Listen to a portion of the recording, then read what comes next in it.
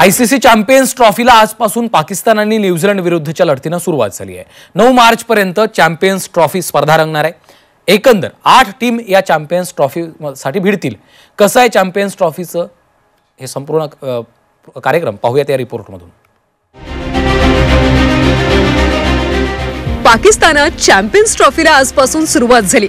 Bharat, Pakistan, Australia, England, New Zealand, south Africa, Bangladesh आणि अफगाणिस्तान यांच्या champions ट्रॉफीसाठी लढत होणार आहे। 2017 मध्ये इंग्लंड आणि वेल्स मध्ये चॅम्पियन्स ट्रॉफीचं आयोजन करण्यात आलं होतं आणि त्यानंतर तब्बल 8 वर्षांनी चॅम्पियन्स ट्रॉफी स्पर्धा होत आहेत। यंदा पहिल्यांदाच चॅम्पियन्स ट्रॉफीची स्पर्धा हायब्रिड मॉड्यूल स्वरूपात होणार आहे, कारण बीसीसीआयने पाकिस्तानात खेळण्यास नकार दिल्याने टीम इंडियाच्या ग्रुप स्टेज मधल्या मॅचेस या दुबईत खेळवल्या जाणार आहेत। मात्र चॅम्पियन्स ट्रॉफी मधल्या इतर टीम्सच्या मॅचेस पाकिस्तान मधल्या लाहोर, कराची आणि रावळपिंडीत होणार आहेत। टीम इंडियाचं चॅम्पियन्स ट्रॉफीच्या मिशनची सुरुवात 20 फेब्रुवारीला बांगलादेश विरुद्धच्या लढतीने होणार आहे। पण क्रिकेट फॅन्स ज्या मॅचची आतुरतेने वाट पाहत असतात, तो भारत आणि पाकिस्तान हाय व्होल्टेज सामना 23 फेब्रुवारीला रंगणार आहे।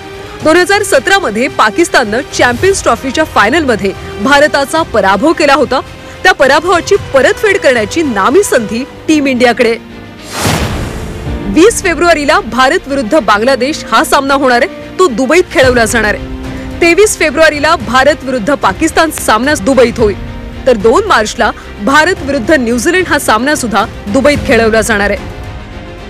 8 संघांच्या स्पर्धेतल्या विजेत्या संघाला 2.24 दशलक्ष US डॉलर म्हणजे सुमारे 20 कोटी रुपये बक्षीस म्हणून मिळणार आहेत। यंदा चॅम्पियन्स ट्रॉफी स्पर्धा जिंकणारी टीम मालामाल होणार आहे। शिवाय उपविजेत्या टीमला सुद्धा उत्तम रकमेचं बक्षीस मिळणार आहे। एकंदर यंदाची चॅम्पियन्स ट्रॉफी स्पर्धा ही रंगतदार होईल आणि चांगले क्रिकेट पाहायला मिळेल अशी आशा क्रिकेट फॅन्स नक्कीच करतील। पण भारताला 2017च्या फायनलचा बदला घ्यायचा आहे आणि त्याची सुरुवात 23 फेब्रुवारीच्या सामन्यातून होईल अशी भारतीय फॅन्सना आशा आहे। आशिष उदास, ब्युरो रिपोर्ट, झी 24 तास, मुंबई।